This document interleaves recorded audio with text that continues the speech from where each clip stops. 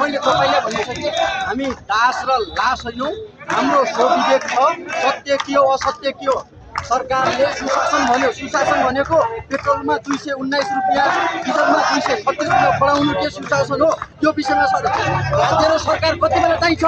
राजसभाका समर्थक र कार्यकर्ताले भनिदिउन् मलाई, सरकार कति बेला चाहिन्छ? जति बेला मूल्यवृद्धि हुन्छ, जति बेला कालो बजारी हुन्छ, जति बेला देशमा सङ्कट आउँछ, त्यति बेला राज्य र सरकार चाहिन्छ।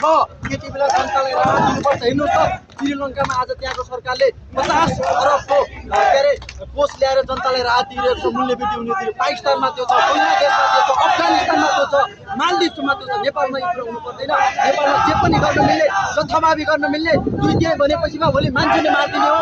भोलि मान्छेलाई नि तपाईँको यहाँ भोकै मार्ने स्थिति आउँछ। नेपालमा नेपाली जनताको आय स्तर के हो, आय स्तर हेरेर, नेपाली जनताको उत्पादन क्षमता हेरेर, हाम्रो दैनिक जनजीवन हेरेर मूल्य निर्धारण हुनुपर्छ, मूल्य वृद्धि हुनुपर्छ, ट्याक्स निर्धारण हुनुपर्छ। यो कुरामा सरकार सजग र सचेत हुनुपर्छ।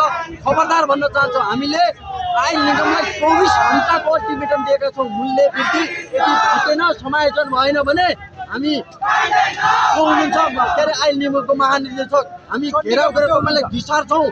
यसको मूल्य वृद्धि समायोजन गर्नु, जनतालाई यो दण्ड नदिनुहोस् भन्न चाहन्छु। धन्यवाद।